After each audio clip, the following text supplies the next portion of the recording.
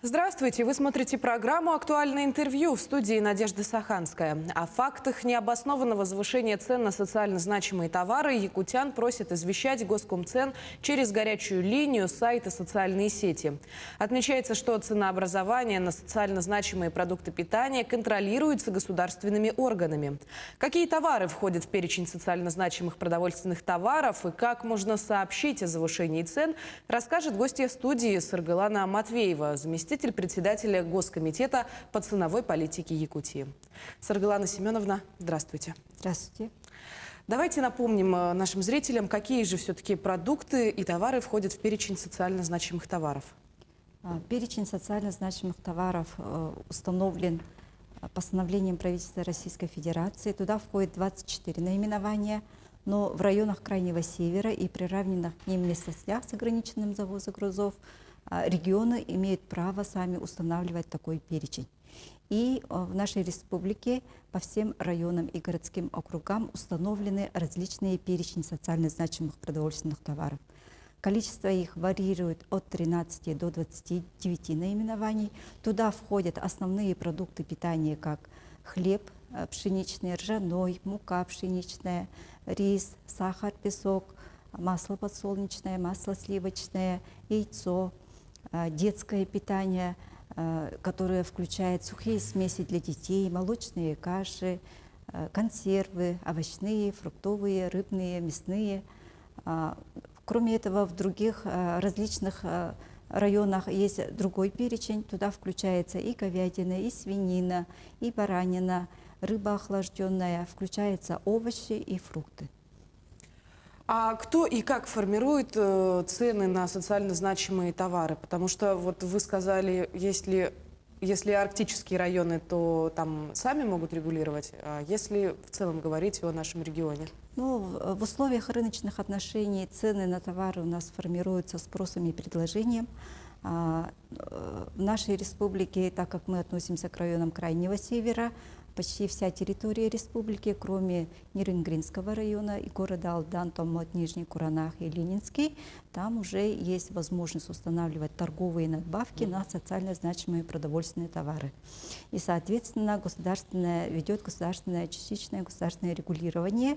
Торговые надбавки включают все затраты по реализации товара, в том числе и транспортные расходы.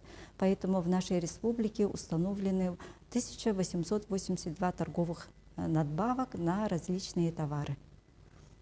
Саргылана Семеновна, а как проводится мониторинг цен и с какой периодичностью этот процесс, в общем-то, происходит? Мониторинг цен мы проводим постоянно. Ранее мы проводили ежемесячно. Сейчас уже в связи с сложившейся ситуацией проводится по отдельным населенным пунктам ежедневно. По всей республике проводится 2 раза в неделю. Мы мониторинг проводим силами государственного казенного учреждения, подведомственного Государственному комитету по ценовой политике, которое называется тарифное агентство. Тарифное агентство создано в текущем году по поручению главы республики Айсена Сергеевича Николаева.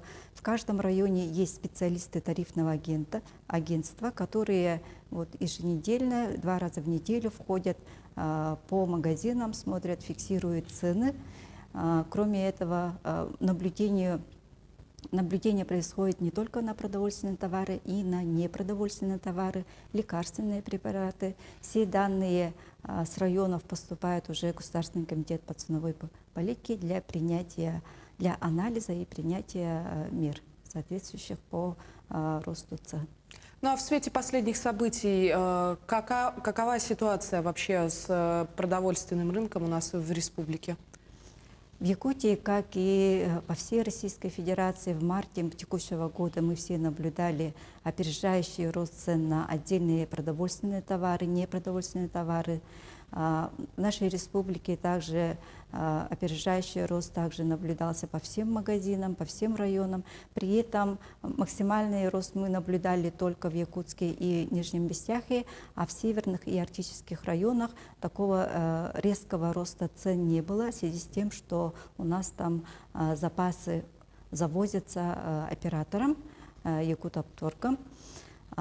Сейчас ситуация стабилизировалась, таких резких скачков уже не наблюдаем. Даже есть некоторые снижения цен на отдельные продовольственные товары. Рост цен был обусловлен тем, что возник ажиотажный спрос у населения, и появились в некоторых магазинах дефицит этих товаров. Поэтому вот в таких ситуациях мы также предупреждали население, чтобы они ажиотажно не скупали. Запасов у нас есть. И сейчас вот в период закрытия переправы все запасы завезены, все товары у нас есть.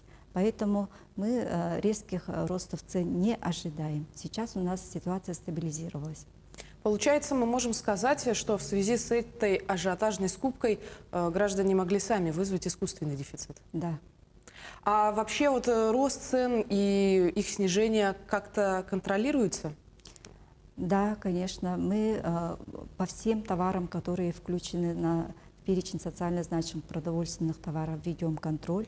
Контроль ведется, значит, и со стороны Государственного комитета по ценовой политике, со стороны Федеральной антимонопольной службы. На конкурентном рынке Федеральная антимонопольная служба и их территориальное управление смотрят на предмет соблюдения антимонопольного законодательства, чтобы не было картельных сговоров, да, чтобы была защита конкуренции.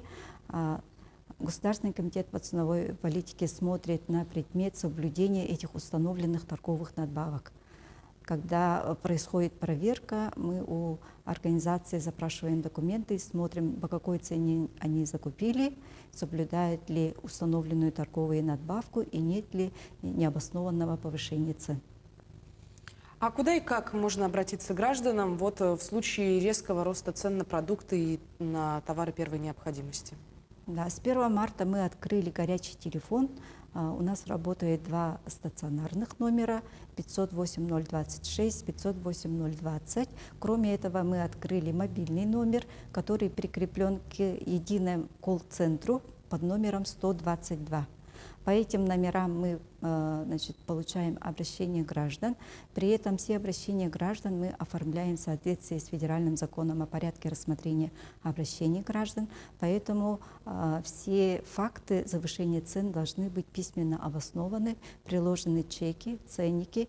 В этом случае Госкомцен уже рассматривает и как вот обращение граждан и уже принимает соответствующие меры по недопущению роста цен.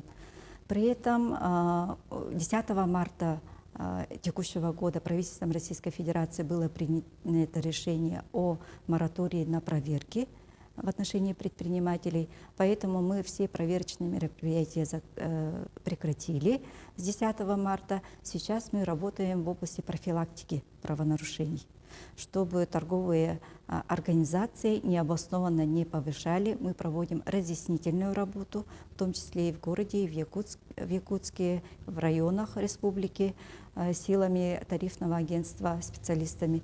И они вот встречаются с предпринимателями, встречаются с населением и разъясняют о том, что необоснованно не надо завышать цены. Угу. Скажите, а какие меры ответственности для предпринимателей в таком случае предусмотрены, помимо той ответственности, которую они несут? Ну, вообще, если государственный контроль и имеется, есть административные меры, предусмотренные Кодексом об административных правонарушениях. Это, во-первых, это когда впервые получается это предупреждение, когда повторные нарушения уже идут штрафные санкции. Штрафные санкции от 50 тысяч и в двойном размере излишне полученной выручки. Но, насколько я сказала, что в этом году у нас мораторий, в том числе на административные расследования, поэтому мы даем предпринимателям только предупреждение или предостережение о недопустимости завышения цен. Ну а в целом, Саргалана Семеновна, по республике уже были зафиксированы такие случаи, когда предпринимателю было не только предупреждение выписано, но уже и штраф? До выхода этого постановления, до 10 марта, были открыты около 10 административных дел по завышению цен. До этого момента, конечно, меры принимались, и выданы были и предупреждения в основном, да, но с выходом этого постановления все дела были прекращены, и сейчас мы работаем только на профилактику.